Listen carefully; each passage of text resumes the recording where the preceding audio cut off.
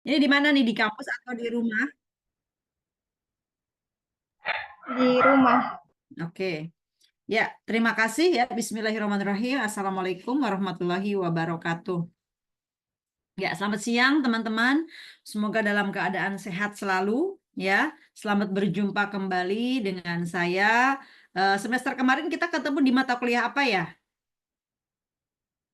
Ada nggak? Inggris 1 dan 2. Oke, berarti sekarang di leadership ya. Sebetulnya kami tandem dengan Prof. Henry ya, tapi karena Prof. Henry memegang kelas sebelah, kelas A, sehingga kelas ini dipegang oleh saya ya. Baik, saya ingin memperkenalkan terlebih dahulu tentang kurikulum ya, mata kuliah kepemimpinan. Saya izin share. Ya, ini RPS-nya. Ya, selamat datang di mata kuliah kepemimpinan Administrasi Perkantoran Digital. Untuk bobotnya kita ada 2 SKS ya. Nah, secara umum mata kuliah ini ya tujuannya adalah agar kelak setelah mendapatkan mata kuliah ini mahasiswa mampu memahami ya lebih kepada kognisi serta menerapkan tentunya ya konsep dan teori kepemimpinan dalam dunia kerja. Nah, berkaitan dengan konteks administrasi perkantoran digital, ya, memang luaran dari prodi Anda salah satunya, gitu ya, bukan hanya sebagai administrator, tetapi juga seorang leader ya. Dan fakta di lapangan menunjukkan bahwa alumni-alumni APD, FE, UNJ memang banyak di antara mereka yang mendapatkan posisi sebagai pimpinan, apakah dia sebagai seorang manajer atau pemimpin di suatu instansi atau perusahaan yang ternama, gitu ya. Nah, oleh karena itu penting sekali prodi Anda dibekali dengan pemahaman konsep tentang kepemimpinan yang meliputi di dalamnya adalah kekuatan kepemimpinan, teori-teori dasar kepemimpinan, bagaimana pemimpin itu dibentuk, lalu bagaimana gaya kepemimpinan, sifat-sifatnya, perilakunya, cara dia berkomunikasi seperti apa, cara dia mengambil keputusan, sampai cara seorang pemimpin itu bertindak ketika masalah konflik datang, gitu ya.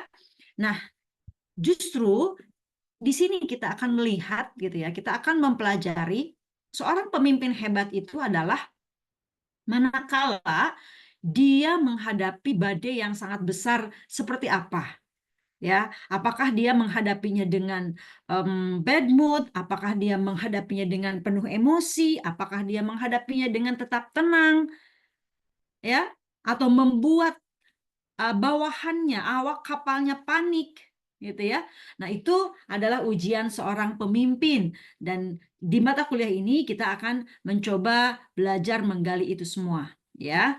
Nah, metode perkuliahan untuk mata kuliah kepemimpinan ini kita akan kombinasi sebagaimana yang sudah-sudah ya, mulai dari ceramah, tanya jawab, diskusi, presentasi mahasiswa, bahkan hingga studi lapangan, studi kasus pun akan teman-teman dapatkan ya. Oke, ini adalah capaian pembelajaran lulusan yang nantinya teman-teman diharapkan bukan hanya sekedar mendapatkan pemahaman teori tentang bagaimana apa itu kepemimpinan, tetapi juga ada perubahan sikap. Ya, banyak di sini capaian pembelajaran lulusannya, indikator-indikatornya banyak sekali. Nanti teman-teman boleh baca sendiri ya. Selain sikap, juga tadi pengetahuan teman-teman bertambah khususnya tentang kepemimpinan, keterampilan umum pun bertambah gitu ya, terutama berkaitan dengan how to lead an organization, how to lead an institution ya ke depan akan dipersiapkan seperti itu. Juga spesifik skills ya yang berkaitan dengan kepemimpinan. Nah, ini adalah bahan kajian materi-materi yang nanti teman-teman akan hadapi, akan pelajari bersama ya. Sekilas saja saya nanti masuk ke weekly schedule nih yang sudah saya persiapkan ya.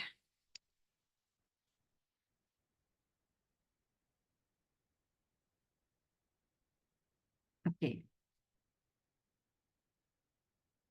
Nah, saya sudah membuat 16 kali pertemuan seperti biasa teman-teman agenda kita ya selama 16 kali pertemuan, dan hari ini kita cukup di introduction, class management, dan sosialisasi RPS ya, dengan teknik sharing dan introduction. Kemudian di pekan kedua nanti teman-teman sudah terjun ke lapangan.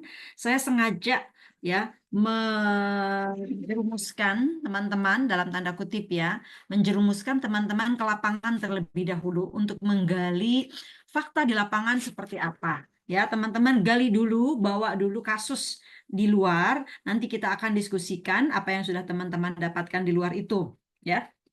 Jadi sebentar, ini PJ-nya Cindy ya. Oke, Cindy nanti kita akan buat kelompok ya. Kalau tidak salah ada 10 kelompok nanti dibuat. Nah, di pertemuan kedua besok kita tidak akan ada kelas tatap muka. Jadi teman-teman saya akan beri kesempatan untuk keluar untuk studi lapangan. Saya sudah siapkan modul ya, dan nanti teman-teman menuliskan progres laporan dari hasil studi lapangan seperti apa. Saya stop share dulu ya, kita lihat ke modul.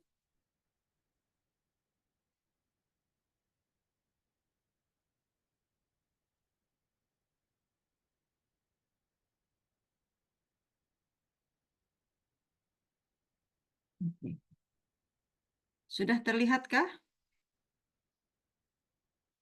Ya.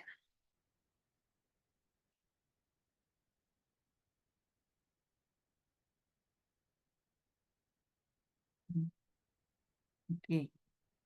Nah, nanti yang akan teman-teman dapatkan di pertemuan kedua hingga pertemuan ke-8 ya, teman-teman. Panduannya adalah modul ini. Teman-teman akan belajar tentang bagaimana profil dan sepak terjang tokoh kepemimpinan yang ada di lingkungan terdekat teman-teman. Ya, saya nanti akan meminta setiap kelompok untuk melakukan wawancara, studi lapangan terkait profil sepak terjang, gaya kepemimpinan, gaya berkomunikasi, gaya dia memotivasi, bagaimana memimpin itu menghadapi konflik organisasi hingga membuat keputusan, serta tantangan apa yang dihadapi di era digital seperti sekarang ini. Ya, dan itu teman-teman akan gali dari sumber yang tentunya akan teman-teman temui ya, bisa dicari dan nanti kita akan tentukan bersama ya. Mudah-mudahan teman-teman bisa memahami ya sekilas. Oke. Nah, teknisnya nanti teman-teman akan dibagi menjadi beberapa kelompok. Cindy, ada berapa mahasiswa? Totalnya ada 37 mahasiswa, Bu. Oke, nanti dibagi ya. Masing-masing kelompok nanti saya minta untuk menentukan sosok pemimpin di luar kampus ya, yang bisa diamati. Nah, ini terkait tokoh pemimpin ini siapa sih yang layak teman-teman wawancara, yang teman-teman layak gali ilmunya. Tentu saya sangat berharap teman-teman dapat memilih tokoh terbaik di sekitar teman-teman ya, bukan tokoh aktivis di kampus misalnya ya, atau ketua BEM misalnya, tidak diperkenankan, tapi dia harus di luar kampus. Yang terdekat misalnya adalah ketua RT atau RW, boleh, tapi hanya satu kelompok saja yang boleh mengambil ketua RT atau RW, tidak boleh semuanya mengambil contoh atau sampel ketua RT atau RW. Ya, ketua posyandu tidak diperkenankan ya, karena ketua posyandu itu dia hanya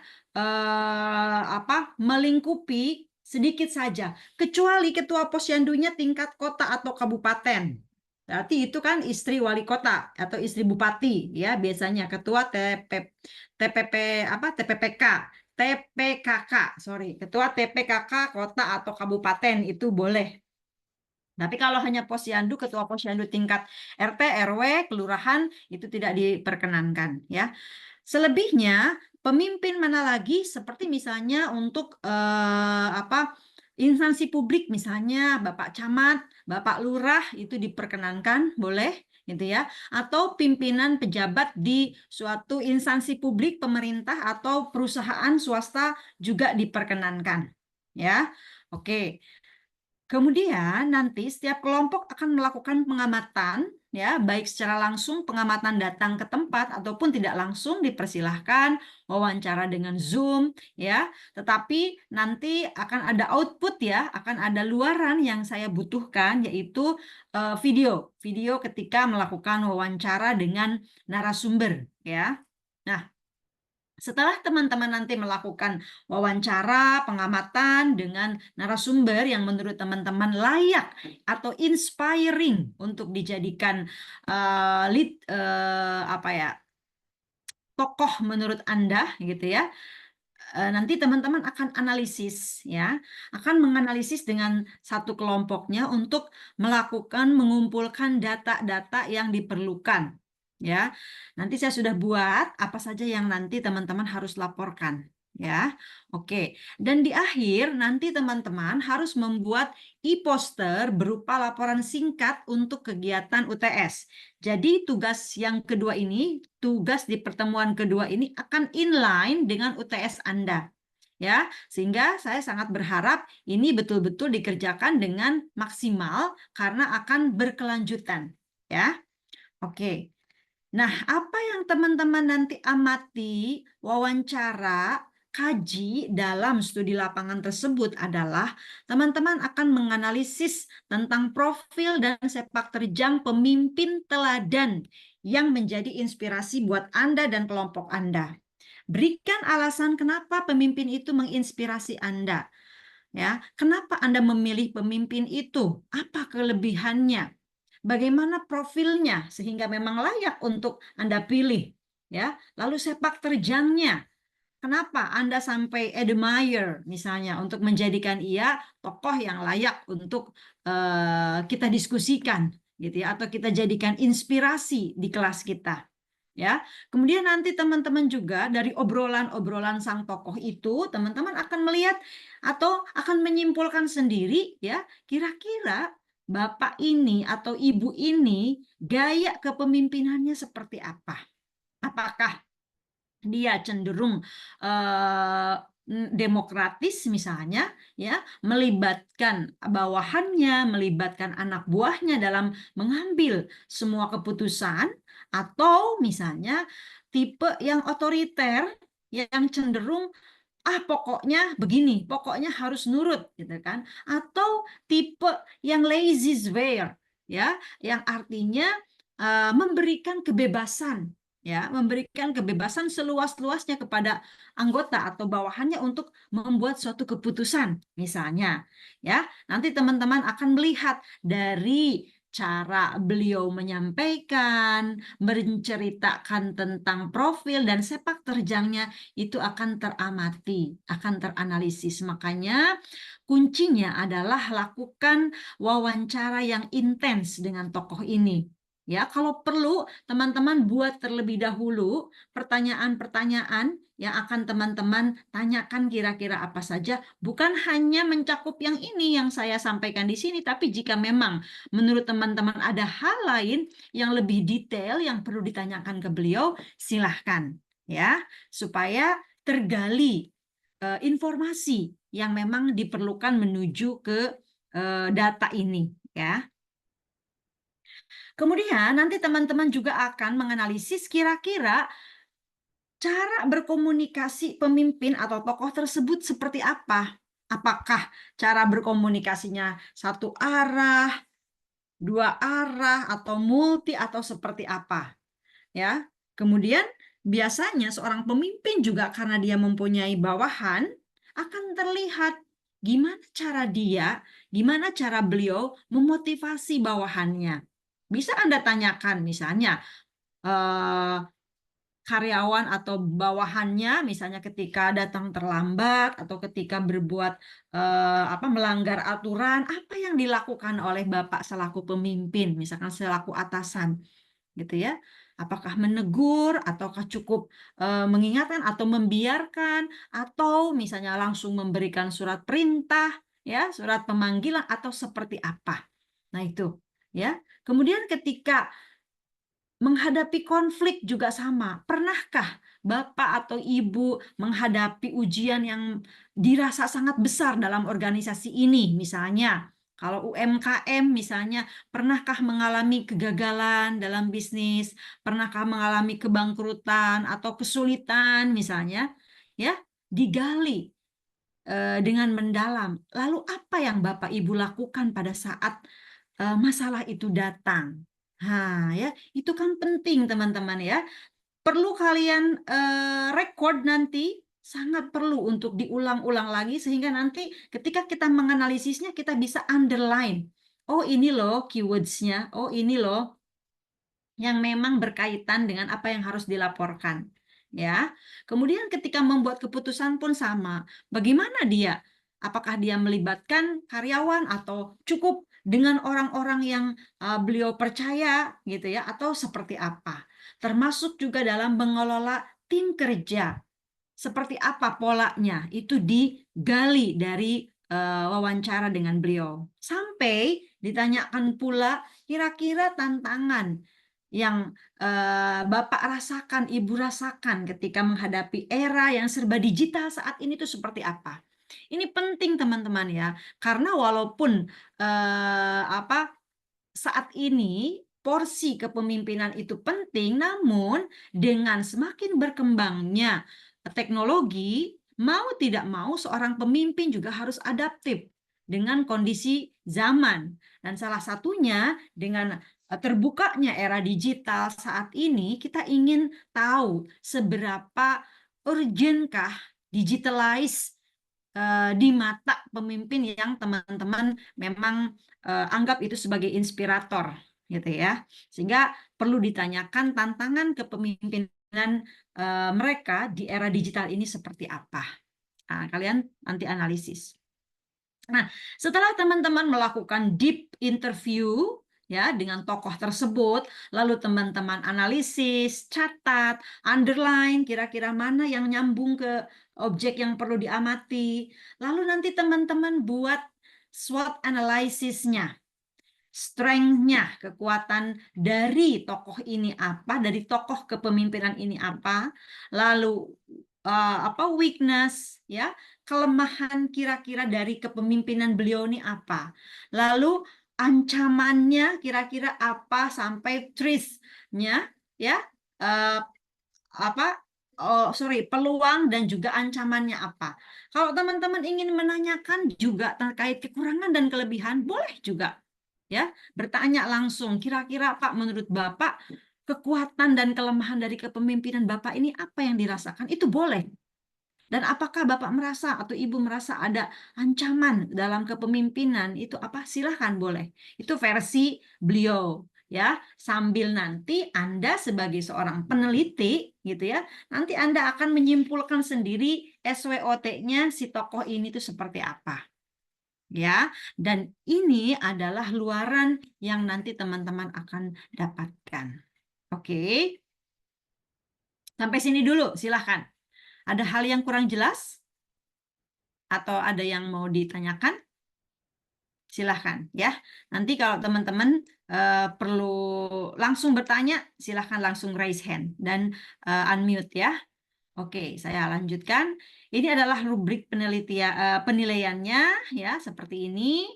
Kemudian nanti teman-teman akan diminta untuk membuat laporan akhirnya ya, mencakup ada cover, ada abstrak atau rangkuman eksekutif ya, berisi ringkasan dari laporan yang telah disusun.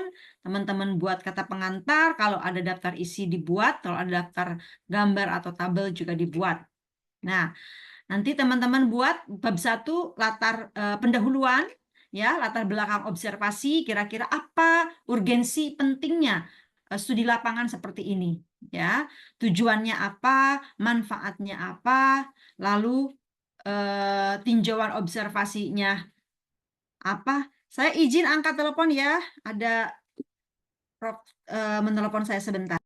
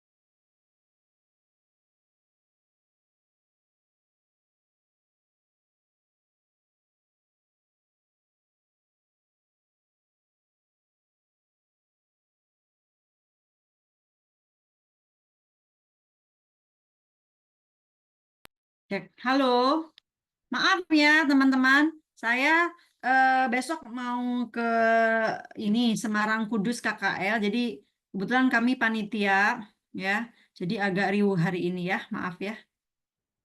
Loh, kok malah ini ya? Sorry, lanjut ya. Tadi sedang modul ya. Oke, ya. Sudah terlihat teman-teman? Sudah, Mem. Oke, kita lanjut. Nah, di bab 2 nanti teman-teman baru masuk ke konten apa yang sudah teman-teman observasi ya. Apa tadi mulai dari profil sampai analisis. Lalu bab 3 kesimpulan dan yang terakhir nanti saran, daftar pustaka ya, serta lampiran dokumentasi teman-teman ketika wawancara dengan tokoh tersebut ya dilampirkan. Oke. Berikutnya lanjut ya. Itu untuk ini ya, untuk modul PBL, Project Based Learning di pertemuan kedua tadi. Sudah mulai.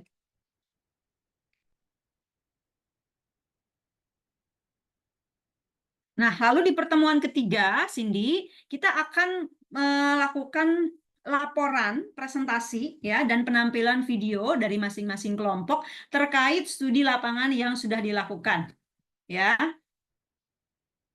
Lalu nanti di pertemuan keempat, teman-teman sudah mulai melakukan presentasi kelompok, ya, presentasi materi secara berkelompok. Kelompok 1 nanti akan mempresentasikan tentang kepemimpinan, pendahuluan saja, introduction, ya, menjelaskan definisi kepemimpinan itu apa, ya, menurut pendapat para ahli. Dan saya di sini minta minimal 10 pendapat ahli baik dari dalam maupun dari luar negeri ya yang teman-teman ambil dari berbagai sumber terutama jurnal ya. Lalu kenapa kepemimpinan itu penting ya dipelajari dalam berbagai konteks ya. Artinya adalah in any kinds of organization, in any kinds of institutions, pasti di situ akan ada namanya atasan, bawahan, pimpinan, karyawan, gitu ya. Dan untuk menjadi seorang pemimpin itu tentu perlu ilmu, ya, sehingga dalam berbagai konteks, apakah itu pendidikan, apakah itu bisnis, apakah itu keagamaan sekalipun atau budaya, gitu ya, pasti kepemimpinan itu diperlukan ya, tetapi mengapaannya ini teman-teman harus gali dari berbagai sumber, dari berbagai referensi. Kenapa ya, apa pentingnya kita belajar tentang kepemimpinan dalam berbagai konteks dan apa tujuannya. Oke. Lalu di pertemuan kelima nanti kelompok 2 akan membahas tentang teori-teori kepemimpinan yang ada ya, mulai dari yang lama ya ketika kepemimpinan itu muncul dari teorinya Bass tahun 1980-an sampai yang terbaru saat ini. Ada transformasional, transaksional, situasional, dan teori-teori kepemimpinan lain yang relevan. Bahkan teman-teman, kalau teman-teman nanti baca lagi jurnal-jurnal kepemimpinan, gitu ya, dengan munculnya era digitalisasi, maka akan muncul, teman-teman nanti akan lihat apakah betul ada yang namanya digital leadership, kepemimpinan digital. Nah, atau juga bahkan muncul toxic leadership, kepemimpinan toksik gitu ya. Seperti apa? Itu menarik sekali untuk dikaji ya. Silahkan nanti oleh kelompok 2. Lalu kelompok 3 nanti akan lebih spesifik memotret tentang gaya-gaya kepemimpinan. Gaya kepemimpinan yang umum itu seperti otoriter, demokratis, laissez-faire ya. Itu memang secara umum seperti itu. Tetapi penelitian-penelitian terkini juga yang update ya banyak membahas tentang gaya kepemimpinan lain. Ya, ada ambidextrous leadership ya, kemudian ada apa tadi ya toxic leadership ya, aneh-aneh gitu ya. Nah, itu silahkan juga digali, ditambahkan ya, karena ilmu pengetahuan itu semakin ke sini itu semakin terus berkembang. Kalau otoriter, demokratis, laissez-faire itu kan memang dari zaman dulu ya, dari zamannya Bass and Burns itu ya sudah disebutkan. Tetapi ke sini peneliti-peneliti kepemimpinan saat ini justru mengetengahkan ya, menemukan gaya-gaya kepemimpinan baru yang kita terus harus update ini ya. Nah, nanti kelompok 4 kemudian akan membahas tentang keterampilan kepemimpinan. Seorang pemimpin itu lahir atau muncul tentu karena dia memiliki keunggulan dibandingkan yang lainnya. Terutama adalah terkait dengan kepemilikan kepemimpinan. Skills apa yang dimiliki oleh seorang pemimpin? Ya, kenapa dia dipilih jadi pemimpin? Apa sih kelebihannya? Skills apa yang dia miliki yang mungkin tidak dimiliki oleh yang lain?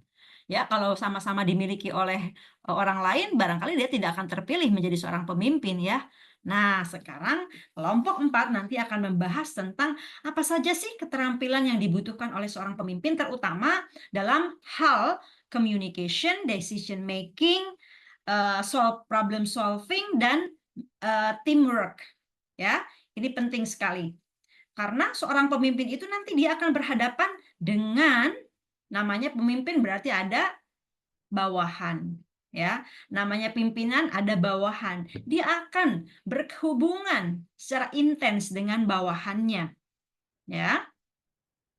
Makanya nanti teman-teman ketika sudah memahami definisi dari leader atau leadership itu apa, ya teman-teman akan nyambung gitu ya. Kenapa leadership itu selalu dikaitkan dengan bawahan? Ya karena memang pasangannya ya, pimpinan, bawahan, apa tugas-tugasnya, apa itu leader, apa itu bawahan gitu ya. Teman-teman akan memahami itu nanti ya.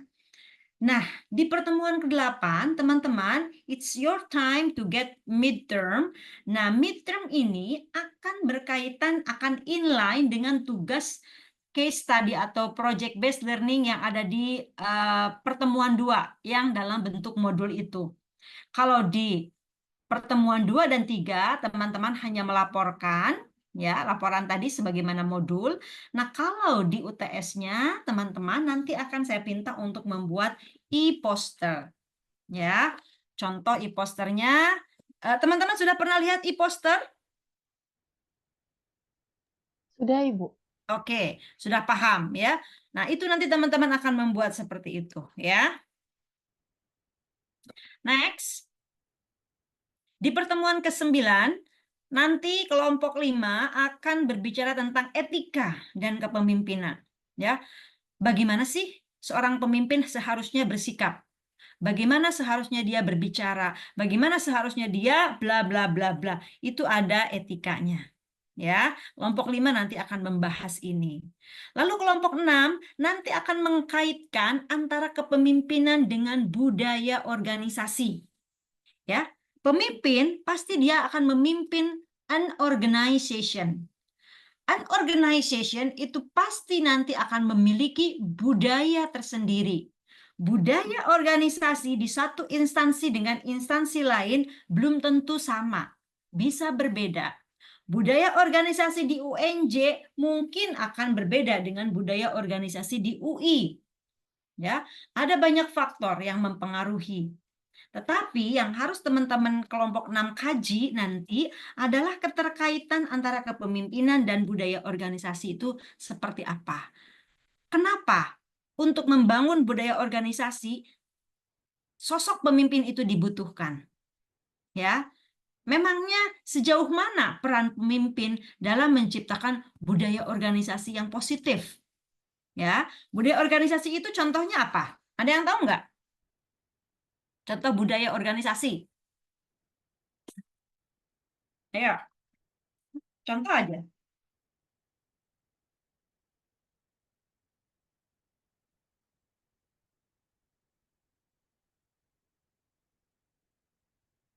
Ada yang teman-teman rasakan deh di UNJ. Kira-kira budaya organisasi UNJ tuh kayak gimana? Ada yang memperhatikan nggak? Kalau di saya agak tahu pas detailnya ya sih, Mm-mm. Mem. Cuman kalau misalkan di organisasi yang saya ikuti, Ya. ada budaya di mana kalau misalkan kita mau memberitahukan sebuah informasi, itu harus mengucapkan salam terlebih dahulu dan menunggu beberapa banyak orang menjawab salamnya, baru kita memberikan informasinya gitu. Terus kalau misalkan sudah diberi informasi, pasti kita meminta teman-teman untuk nge-share juga gitu kan di eh, WA grup di WA grupnya atau di WhatsAppnya, WhatsApp story-nya Nah, gitu. Terus bilang terima kasih juga, tiga tiga oke. tolong terima kasih dan atau lagi apa Maaf. ya, maaf, iya itu Ya. juga itu penting gitu. Ya. Great, Mutia. That's what we call organization, culture organization. Ya. Eh, Hal kecil seperti itu, teman-teman, itulah bagian dari nilai-nilai budaya organisasi yang dimiliki oleh suatu organisasi. Teman-teman pernah mendengar berakhlak? Pernah dengar nggak berakhlak? Itu di mana? Teman-teman dengarnya di mana?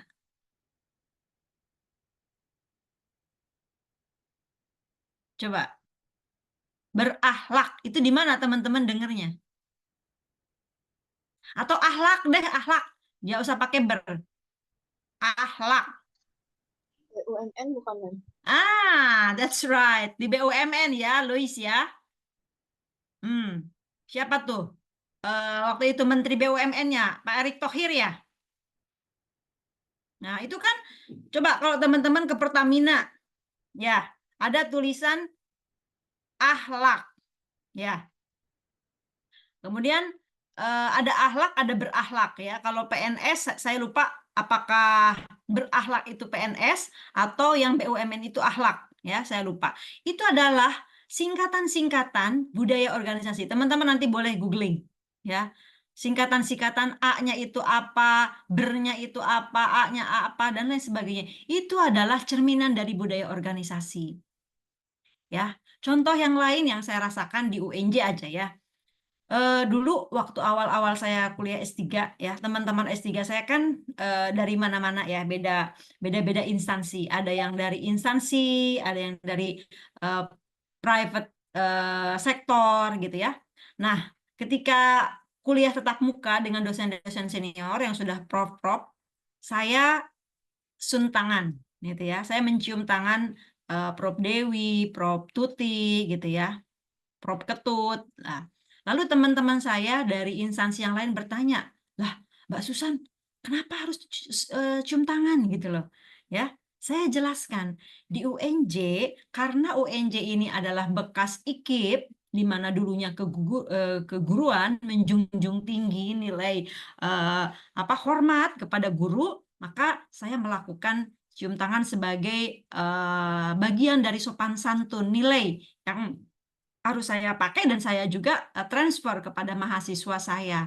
Dan kaget, ya iya juga sih katanya. Saya melihat mahasiswa-mahasiswa di sini juga cium tangan gitu loh kepada dosennya, gitu ya, cium tangan maksudnya, gitu ya. Kalau di universitas saya di UI nggak ada yang seperti itu, katanya salam-salam aja gitu ya. Nah, teman-teman, itulah yang membedakan ya UNJ mungkin dengan universitas lainnya. Dan itu adalah hal kecil tapi itu nanti akan membudaya sehingga itu nanti akan menjadi bagian dari organizational culture of UNJ. Itu contoh kecil ya.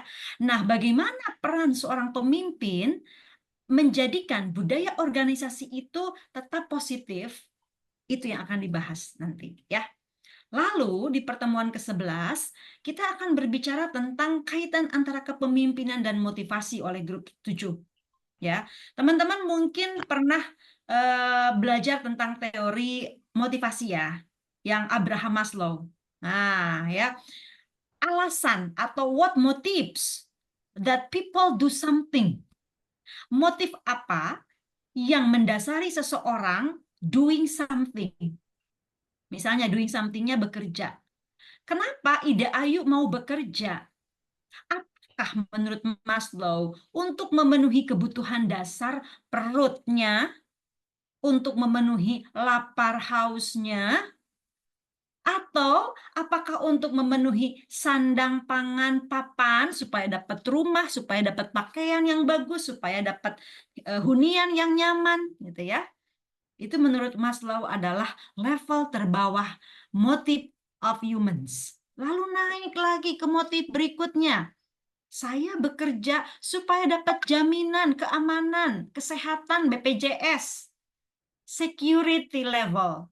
Naik lagi ke atasnya, bukan hanya sandang pangan papan security, tapi juga sosial.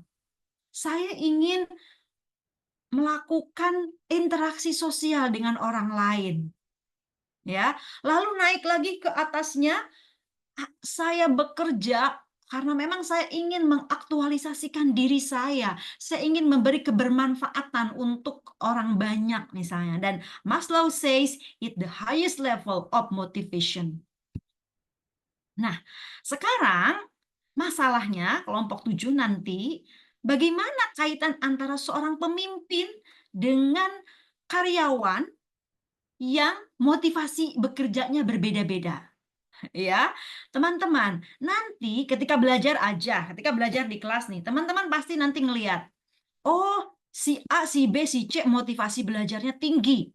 Dia kalau ngerjain tugas semangat, kalau presentasi selalu maksimal, ya, kalau diskusi dia selalu bagus pendapatnya, gitu ya, baca terlebih dahulu, selalu aktif, itu menunjukkan motivasi belajar dia yang tinggi. Itu dalam belajar.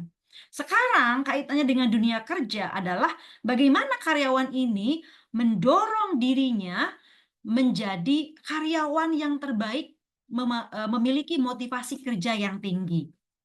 Nah, itu dari sisi karyawan. Nah, dari sisi pemimpin pun harus ada yang dilakukan. Gimana cara si pemimpin itu memotivasi karyawannya supaya karyawannya giat bekerja, semangat bekerja, berprestasi, ya, sukses itu seperti apa, bagaimana, ya. Nanti kelompok 7 akan membahas itu. Oke. Lalu kelompok 8 akan mengkaitkan antara kepemimpinan dan konflik di dalam organisasi. Teman-teman, problem will be faced anywhere, in any situation, right? Ya, no conflict, no problem. In life, no conflicts, no problem is impossible. Gitu ya. Tidak ada konflik, tidak ada masalah, itu tidak mungkin. Because the life itself is problem. Betul tidak? Hidup itu sendiri juga masalah sebenarnya, ya. Kecuali kita memang menganggap itu tidak masalah, ya. Lapar kan itu masalah, kita harus cari makan buat ngisi perut gitu kan. Semuanya masalah, tetapi yang penting adalah mind maps-nya seperti apa, ya. Nah, karena dalam organisasi, in any kinds of organization itu pasti akan ada masalah, akan ada konflik, kita ingin tahu tadi, ketika badai datang, what does the leader do? How does the leader face? Apakah membuat seluruh karyawan jadi panik, ikutan panik gitu, atau tetap tenang, ya, tetap mengarungi bahtera lautan yang penuh dengan amukan badai, ya, tegar berdiri atau karas di lautan, gitu ya. Seperti apa? Nah, itu nanti teman-teman kelompok 8. Lalu kelompok 9 nanti akan mengkaitkan antara kepemimpinan dan komunikasi. Salah satu keterampilan seorang pemimpin yang harus dimiliki adalah how to communicate. Teman-teman, pernah nggak? Sebenarnya ide pemimpin itu bagus gitu kan. Tapi masalahnya kita nggak ngerti, karyawan nggak ngerti atau nggak nyampe atau nggak mudeng. Gitu. Ya, nah, mungkin bisa jadi itu karena memang keterbatasan cara berkomunikasi pemimpin itu yang tidak bisa menyampaikan dengan baik sampai akar bawah. Ya. Contoh masalah visi misi aja misalkan, visi misi organisasi. Ya.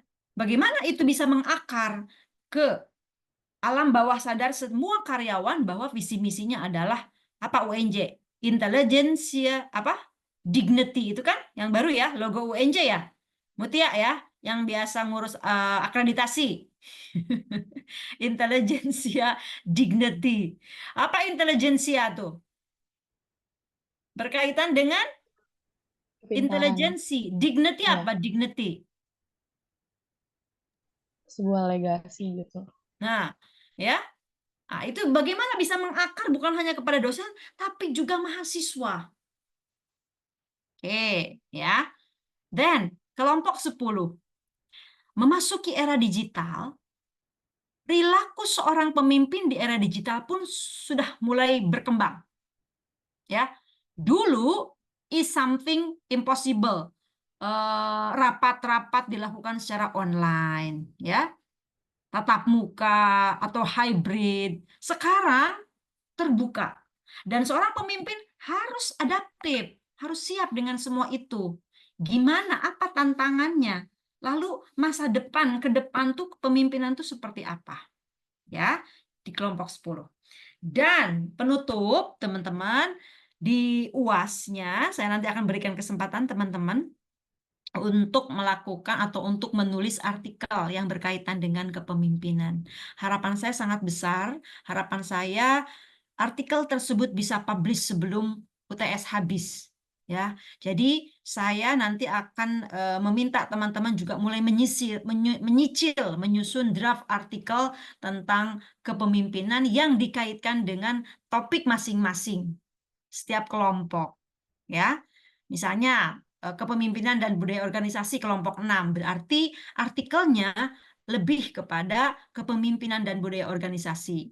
Karena teman-teman tidak mengambil sampel, tidak melakukan hitungan-hitungan statistik, teman-teman nanti artikelnya cukup dengan literature review atau kajian literatur, ya. Nanti teman-teman pelajari apa itu kajian literatur. Oke. Nah, ini seperti biasa saya sampaikan persiapan presentasi ya. Nanti teman-teman satu kelompok membuat PPT dan makalah ya. Ada makalahnya sekarang dibuat ya. Lalu cantumkan daftar pustaka yang relevan. Saya minta minimal 10 jurnal, jurnal nasional dan jurnal internasional. Karena teman-teman nanti ada publikasi artikel, saya sangat berharap teman-teman lebih banyak menggali jurnal internasional. Jurnal internasional biasanya lebih diakui orang luar negeri yang menulisnya. Ya. Kemudian e-book juga saya sangat berharap teman-teman gunakan e-book yang berbahasa internasional, berbahasa Inggris ya dengan pengarang dari luar. Teman-teman sudah biasa kan menggunakan Google Scholar? Ya? Oke. Teman-teman juga sudah bisa membuka artikel berbayar menjadi tidak berbayar? Waktu itu sudah sempat diberitahu Pak Ikhwan, tapi nggak semua artikel bisa diituin nih. Pakai apa? Pakai Sci-Hub. Betul, pakai Sci-Hub bukan? Pakai Sci-Hub, Bu. Iya. Ya, nggak apa-apa. Nggak apa-apa, itu memang untung-untungan. Minimal itu membantu ya. Lalu teman-teman sudah terkoneksi dengan perpustakaan macam-macam apa EBSCO library online digital library sudah tersambung belum? Kalau itu belum, Ibu. Nah, kalau perpustakaan yang ada di UNJ sudah tersambung? Itu juga belum. Ya, pastikan dari sekarang, Cindy, teman-teman semua daftar Digital Library UNJ itu karena di sana teman-teman akan mendapatkan banyak resources, jurnal-jurnal dari luar negeri secara gratis. Ada EBSCO, ada Elsevier, ada Gstore, ada apalah banyak ya, termasuk juga daftar jadi anggota Perpusnas ya, Perpustakaan Nasional. Saya juga sama. Saya juga masuk anggota dan bisa dilakukan secara online pendaftarannya. Manfaat yang saya dapatkan banyak. Saya bisa mengakses jurnal-jurnal internasional secara gratis. Jangan hanya mengandalkan Publish Paris atau Google Scholar ya. Makanya rajin-rajin main di dunia maya akademisi ya, seperti jurnal-jurnal internasional yang gratis seperti itu, asal teman-teman biasanya daftar dulu menjadi anggota ya. Oke. Jadi nanti kita referensinya Cindy, saya minta nanti perbanyak jurnal ya. Buku-buku hanya sedikit saja porsinya. Nah, lalu nanti isi makalah, ada cover, identitas, ini sudah ya tadi dibahas. Lalu standar PPT, jelas, menarik, kreatif. Tahapan presentasi, pembukaan biasa, presentasi materi, update kasus tentang kepemimpinan, tanya jawab, video yang relevan, simpulan tutup, nanti dikumpul di G Drive, ya, standar. Penilaian presentasi sama seperti biasa, 2 arah dari dosen dan dari teman sebaya, ya. Ini sudah disampaikan di sini. Oke, saya selalu sampaikan bahwa presentasi is not reading selalu ya. Mudah-mudahan teman-teman tidak lupa. Itu menjadi ciri khas saya. Kalau teman-teman presentasi membaca, nilainya 0 ya. Oke. Dan mahasiswa yang aktif mendapatkan nilai tambah. Oke. Nah, untuk UAS nih ini, kalau UTS tadi sudah disampaikan ya, yang modul itu, tapi nanti berupa berupa poster yang akan kita ajukan untuk HKI. Untuk UAS, setiap kelompok nanti harus mencari alamat Journal Literature Review. Ya, sebetulnya saya sudah mengantongi beberapa alamat jurnal yang bentuknya literature review. Tapi saya ingin teman-teman ada sedikit hard effort untuk mencari sendiri alamat-alamat jurnal-jurnal kajian literatur. Karena beda ya. Ada jenis jurnal yang fokus ke kajian literatur, ada yang hasil penelitian yang menggunakan data statistik di dalamnya. Nah, kalau saya karena teman-teman pemula gitu ya, peneliti pemula, jadi saya arahkan ke kajian literatur yang menganalisis berbagai kajian tentang teori kepemimpinan yang dikaitkan dengan komunikasi misalnya dan lain sebagainya ya. Nah, setiap kelompok itu harus sudah mencari jurnal sejak pertemuan kedua. Bahkan hari pertama pun silahkan. Nanti saya minta Cindy untuk membuat list daftar jurnal yang setiap kelompok akan submit ke jurnal tersebut. Ya, nama kelompok 1, linknya, saya butuh linknya karena saya akan masuk ke dalamnya, saya akan lihat apakah betul itu jurnal literature review atau jurnal hasil penelitian kuantitatif gitu ya. Karena kalau hasil penelitian kuantitatif pasti akan ditolak Anda. Makanya saya akan bantu untuk mengecek juga. Kelompok 2, linknya mana, link jurnalnya gitu ya. Itu sudah mulai didaftarkan ke PJ mata kuliah ya. Sambil nanti teman-teman juga harus mempelajari template gaya penulisan artikel tersebut.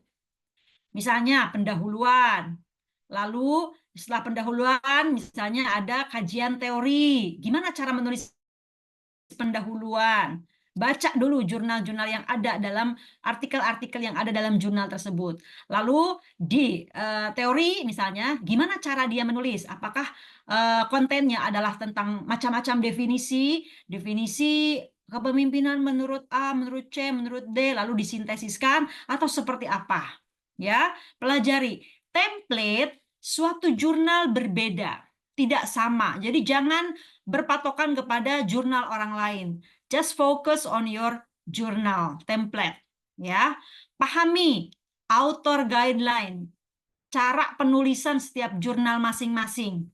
Ya, seperti penulisannya pakai Times New Roman atau satu spasi atau 1,5 dan lain sebagainya. Hingga penulisannya apakah pakai bahasa Inggris atau pakai bahasa Indonesia. Monggo disesuaikan dengan template-nya masing-masing. Ya, dikonsultasikan dengan saya terkait judul dan alamat jurnal supaya tidak ada kesamaan dan yakin bahwa itu memang tepat Anda submit ke sana, ya. Setiap kelompok menulis draft artikel terlebih dahulu jauh sebelum pertemuan ke-15. Bahkan saya bilang silahkan Anda mulai menulis draft artikel sejak hari ini, nanti setelah bertemu dengan kelompoknya masing-masing silahkan.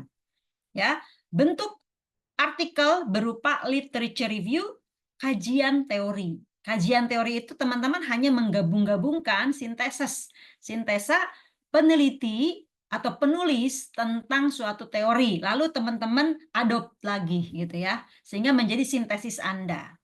Ya, semakin cepat disubmit, semakin cepat akan keluar kejelasan status dari artikel Anda. ya. Dan dalam artikel tersebut wajib menyertakan nama dosen pengampu, ya, karena ini nanti larinya untuk output akreditasi prodi, di mana biasanya selalu diminta publikasi mahasiswa. Ya, tuntutan akreditasi sekarang bukan hanya yang publikasi itu dosen, tapi mahasiswa juga. Bahkan hak kekayaan intelektual mahasiswa pun sudah banyak diminta saat ini. Jadi sekarang dosen-dosen harus ya mensupport mahasiswanya untuk membuat luaran berupa publikasi dan juga HKI. Oke, nanti kalau ada hal-hal yang tidak dipahami, teman-teman silahkan bertanya ya. Oke, saya kira sudah selesai ya apa yang perlu saya sampaikan di sini. Sebentar. Modul sudah ya. Weekly schedule sudah, RPS tadi sudah, tinggal baca aja ya. Oke, silakan teman-teman. Jika ada hal-hal yang ingin teman-teman tanyakan, konsultasikan, sampaikan, monggo. Ya, ada?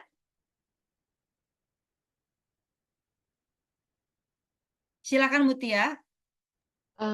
Mau izin tanya, Mem. Itu tadi jadinya ada 15 kelompok ya? Apa? 15 kelompok. 10 ya? Oh, 10. 10 kelompok itu jadinya 33, Berapa? Totalnya ada jadinya berapa mahasiswa? ada 38. Tapi Berarti antara 3 ya, 3 atau iya, 2 ya. satu kelompok ada 3 atau 4 orang. 3 atau 4 orang cukup lah. Ya, karena untuk publikasi baik HKI maupun artikel itu dengan saya berarti nanti ada 4 atau 5 lah, itu cukup. Masih dapat nilainya. Ya, karena jangan terlalu banyak juga. Oh, oke, Mem. Terus kalau untuk Hmm. presentasinya itu tergantung kita ininya ya, Mem, kayak online atau offline-nya gitu. Oh, apakah online atau offline gitu? Iya. Oh, oke. Terkait dengan teknis online atau offline, kita nih Cindy jadwalnya hari Kamis jam 1 ya? Iya, Mem. Nah, oke. Begini ya, karena saat ini saya pun minggu depan kemungkinan saya akan ujian seminar proposal, cuman saya masih menunggu jadwal. Ini kapan saya ujian sempro gitu ya, belum ada bocoran-bocoran. Nanti akan mengikuti kondisi ya, akan mengikuti kondisi saya, apakah akan online atau sesekali kita offline gitu ya. Itu tergantung situasi kondisi saat itu, ya. Oke, Mem. Terima kasih, Mem. Ya.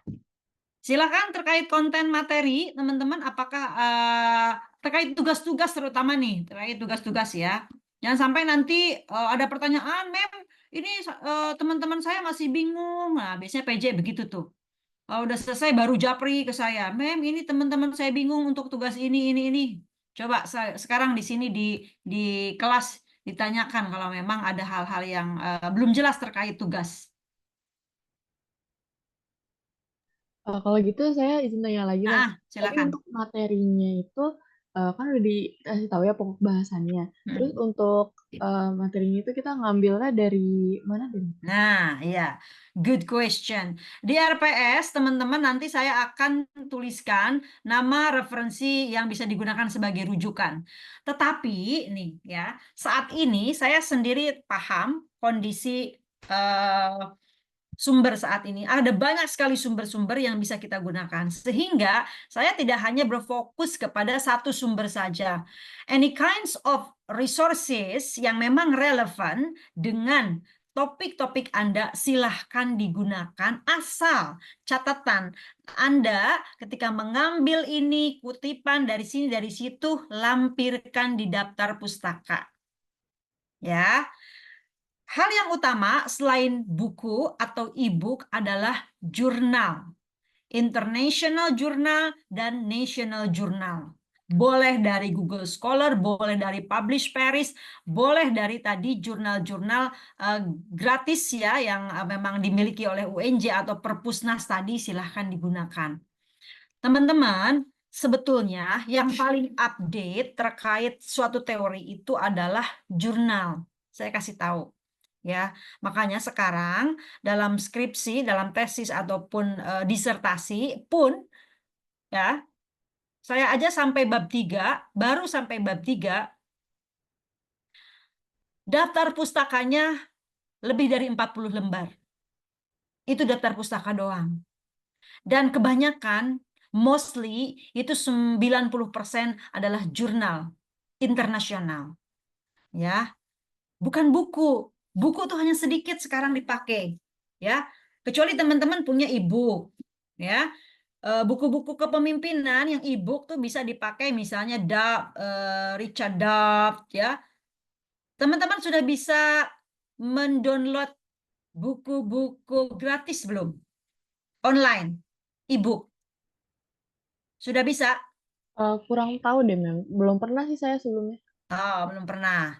Coba cari ya teman-teman gimana cara mendownload e-book gratis itu banyak. Saya lupa waktu itu saya punya linknya ya beberapa saya bisa mendownload buku-buku internasional yang gratis gitu ya.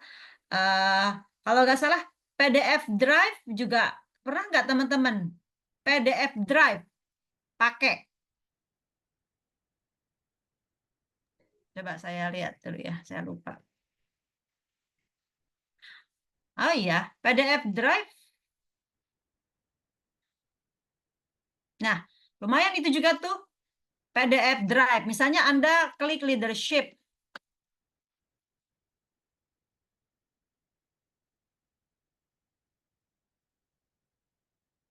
Bentar, saya coba.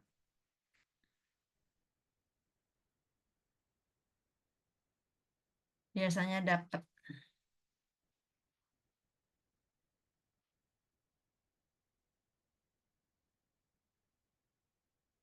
Sekarang tuh buku-buku digital itu lebih banyak dipakai ya, karena teman-teman nanti harus masukin ke ini, ke mana? Ke Mendeley ya.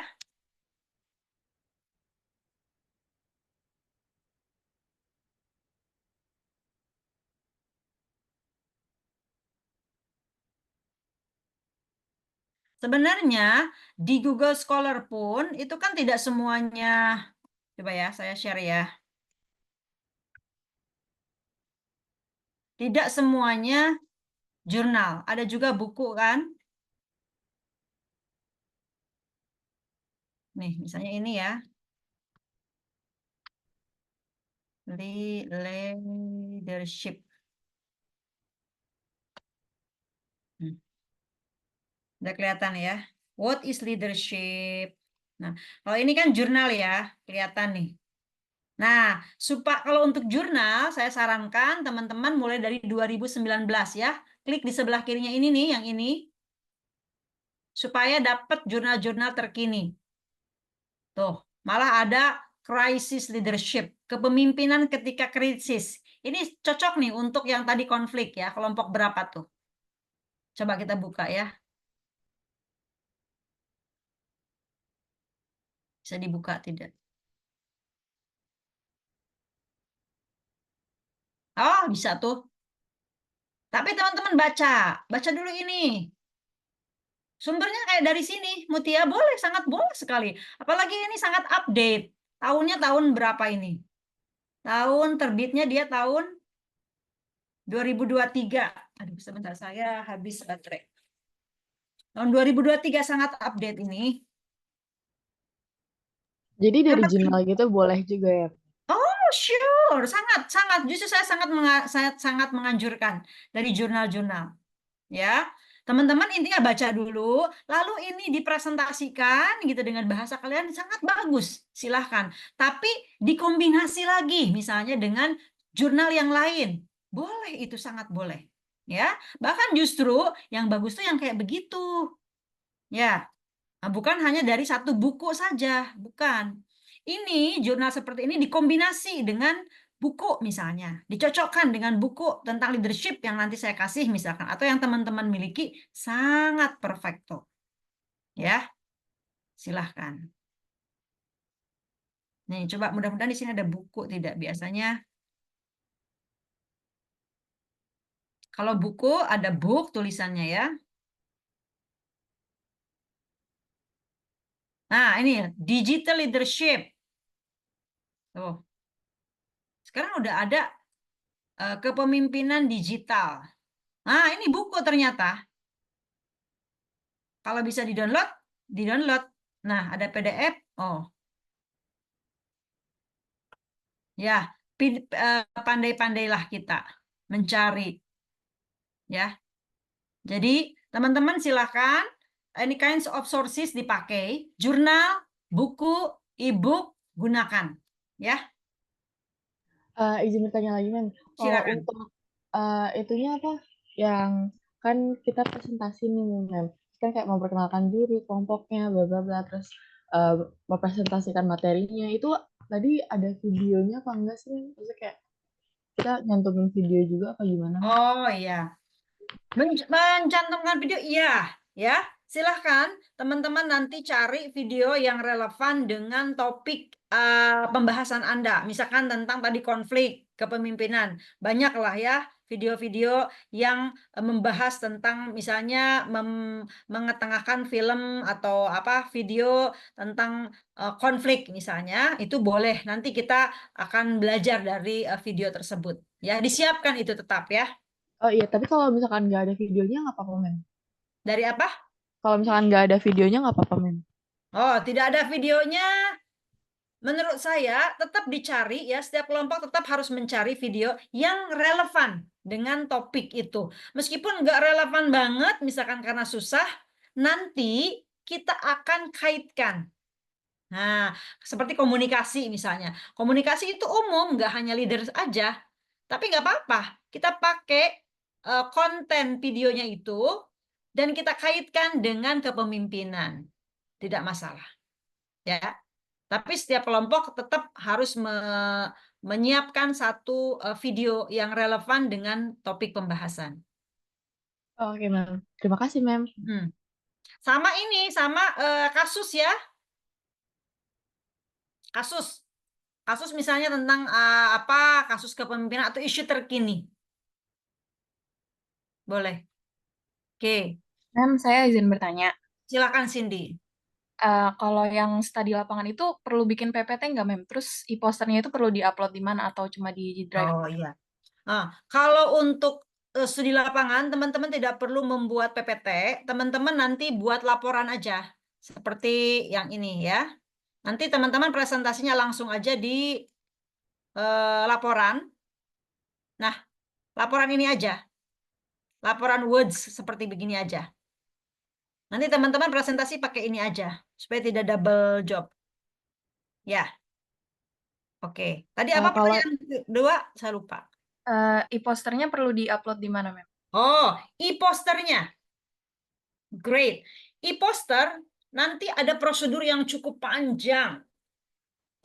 Sorry.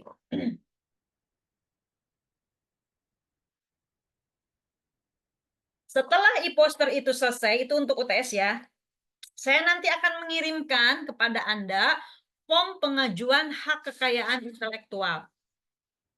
Dan itu harus diisi oleh Anda, supaya nama Anda muncul dalam HKI tersebut. Ya, nama Anda dan nama saya harus muncul. Agak ribet juga administrasinya, karena teman-teman nanti harus mengumpulkan, harus scan KTP, alamat rumah, segala macam itu harus diisi. Ya, apa? Kalau poster tidak harus ditampilkan di YouTube gitu ya, beda dengan video pembelajaran. Kalau poster cukup Anda membuat poster itu, kemudian nanti diajukan ke HKI, tapi Anda mengisi beberapa form untuk pengajuan HKI. Ya, kalau atas nama dosen, HKI diajukan ke UNJ gratis. Kalau Anda bayar sendiri, minimal 300.000 untuk satu karya. Ya, itu ya, Sin. Baik, makasih, Mem. Izin menambahkan Mem pertanyaannya. Kalau e-posternya kan sebenarnya udah tahu ya, saya gimana bentukannya. Cuman kalau boleh Mem kasih contoh lagi, boleh nggak? Oh, oke. Ya, ya, ya, ya. Biar gak ada Ya, salah-salah jelas gitu ya. loh. Iya, biar jelas.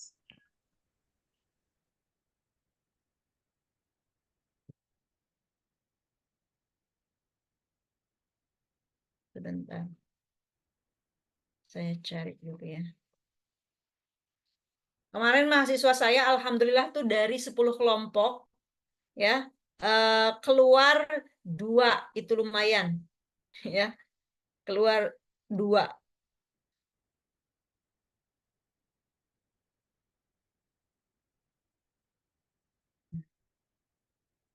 Saya juga ingin memperlihatkan ininya ya.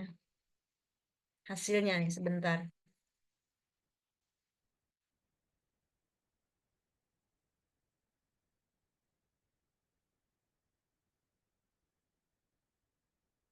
Ini nih yang alhamdulillah yang mata kuliah kepemimpinan juga nih.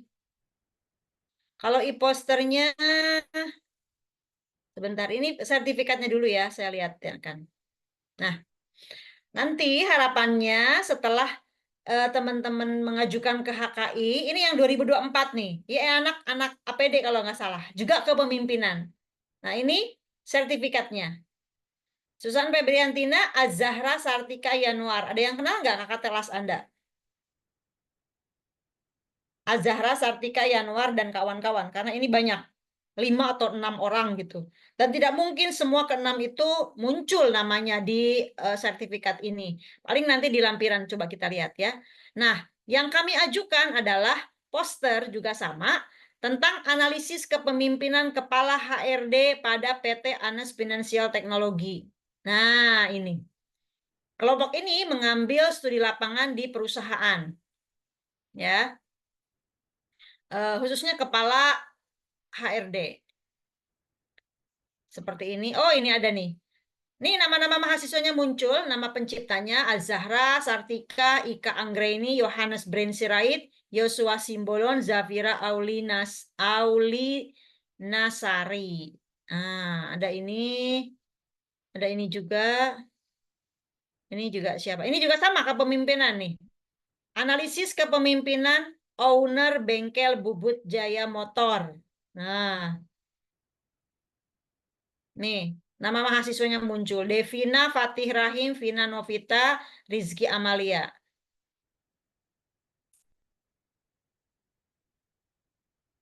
Lalu e-posternya. Oh, sebentar. PDF tuh kadang tidak muncul ya. Harus dibuka dulu. Nah, ini punya saya kebetulan. Kemarin laptop saya kena servis ya.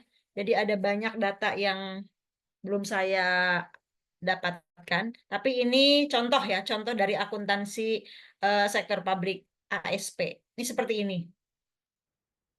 Pembelajaran berbasis kasus, analisis SWOT pada pengelolaan keuangan Desa Babelan, Kota Kecamatan Babelan. Nah, seperti ini sejarahnya. Ini kalau ini desa ya. Kalau Anda kan nanti profil ya, pimpinan tokoh ya. Berarti di sini tadi seperti yang diisi di sini tadi profil dan sepak terjang. Sama sesuai dengan apa yang ada di laporan, cuma dipindahkan ke sini aja. Ya, dipindahkan ke sini aja. Ada analisis SWOT-nya, ada tim penulis di sini. Kalau misalkan tim penulisnya mau pakai foto juga biar lebih eye catching, sangat boleh ya. Foto dulu, terus nama, foto dosen, terus nama juga sangat boleh. Seperti ini kira-kira ya. Jadi itu posternya nggak ada ketentuan berapa sentimeter kali berapa sentimeternya gitu. Enggak Ya, sih, Bu. itu disesuaikan saja. Yang penting muat semua itunya ya, Bu. Iya, Oke, betul, oke. betul. Oke, terima kasih. Oke. Yang lain teman-teman silakan. Tuh Abrar, halo. Abrar kan dengan saya akreditasi ya, Abrar. Kita kerja cari-cari HKI, ya tah? Ya, benar, Mem. Susah sekali ya mencari HKI mahasiswa. Nah, sekarang di mata kuliah saya, ayolah kita bikin aja biar tidak menyusahkan adik kelas Anda nanti ya. Mudah-mudahan ini ya apa bisa tembus ya HKI. Oke, ada lagi teman-teman? Kira-kira? Satu lagi deh, Mem. Nah, Kalau silakan. kalau ini buat wawancaranya itu ada ketentuan minimal berapa menit gitu nggak, Mem? Oh ya, Videonya. jadi gini, saya mau kasih tips wawancara ya. Menurut saya, sependek pemahaman saya tentang wawancara dengan tokoh, tidak cukup satu kali wawancara untuk mendapatkan informasi berharga. Pertama-tama, teman-teman harus menjalin terlebih dahulu hubungan, networking, ya. Orang yang akan diwawancara akan sangat terbuka kepada kita kalau dia menyimpan trust kepada Anda. Trust bahwa uh, privasinya akan dijaga, nama baiknya akan dijaga, ya. Jadi teman-teman harus pandai-pandai. Nah, sebetulnya di sini saya ingin mengajarkan bukan hanya teori tentang kepemimpinan ya, tapi teori tentang berkomunikasi juga, menjalin networking dengan orang lain itu penting sekali. Ya, salah satu kecerdasan yang dituntut di 2024 Indonesia Emas adalah making networking, membuat jejaring. Ya, membuat networking itu sangat penting. Gimana caranya? Dan tidak mudah, itu perlu latihan dan perlu terjun langsung. Sehingga Anda harus banyak belajar memang secara otodidak gimana cara menjalin chemistry, networking dengan orang lain supaya kita mendapatkan banyak insight dari beliau. Makanya saran saya, pilih tokoh, narasumber yang menginspirasi, yang menurut Anda akan mendapatkan banyak insight dari beliau. Ya, sepak terjangnya keren, bisa dijadikan teladan buat Anda dan juga Anda nanti bisa menjalin networking dengan beliau. Siapa tahu ke depan akan membantu Anda mendapatkan pekerjaan atau apapun lah itu yang positif untuk Anda. Ya, dan itu tidak cukup sekali wawancara. Mungkin kali pertama kita kenalan dulu secara tidak formal, nggak usah ada video dulu. Kita ngobrol dulu, datangi bawa surat izin, Pak boleh nggak? Bapak itu di mata kami adalah orang yang figur yang sangat teladan, figur yang sangat menginspirasi. Atau kalau perlu Anda baca dulu di sosial media beliau itu apa, ya. Lalu Anda tuliskan, Anda pikirkan kira-kira apa yang membuat membuat kami memilih beliau. Dan itu sampaikan sebagai bentuk apresiasi. Pak, kami mengenal Bapak lewat sosial media. Dan kami merasa bahwa Bapak dengan sepak terjang yang Bapak tuliskan di sosial media, track record Bapak, menjadi layak untuk kami untuk dijadikan pemimpin yang menginspirasi. Dan kebetulan kami ada tugas dari kampus harus mewawancarai tokoh yang menginspirasi, tokoh pemimpin yang menginspirasi, dan sepertinya itu tepat ada di Bapak. Mulut-mulut manis Anda harus bermain di situ. Ya, itu mungkin kali pertama ngobrol-ngobrol dulu santai. Nanti ketika sudah dapat kliknya, Pak berkenan nggak kita lakukan wawancara secara rekam misalnya, direkam karena kami butuh Pak di kampus, butuh bukti untuk dosen gitu. Nah, itu kan bisa dilakukan seperti itu yang lebih intens, yang lebih kelihatan formal. Kalau pertemuan pertama mungkin bisa secara tanpa ada kamera-kamera terlebih dahulu ya, karena biasanya orang akan wait a minute gitu kan ya. Kalau ini direkod atau gimana agak keberatan, sebentar dulu nih, jangan dulu ujuk-ujuk ngerekod gitu. Karena kan ini privacy misalnya. Ada orang yang seperti itu. Makanya lakukan pertama kali itu deep interview dulu, menjalin jejaring dulu. Setelah beliau percaya, baru Pak kita ambil ini ya, kita kita record, kita kamera misalnya gitu ya. Seperti itu, Mut. Oke, terima kasih, Mem. Mm-mm, mm-mm. Tapi jadinya nggak ada ketentuan minimal berapa menitnya gitu ya? Nggak ada. Yang penting tadi poin-poin yang saya sampaikan sudah Anda dapatkan. Bagaimana caranya? Silahkan. Pertanyaannya teman-teman gali sendiri, waktunya digali sendiri, berapa menit, caranya mau seperti apa, silahkan. Itu kreativitas tanpa batas. Yang penting poin-poin tadi dari mulai profil sampai SWOT sampai tantangan dapat itu informasi. Gitu. Ya. Boleh. Oke, terima kasih, Mem. Hmm. Yang lain?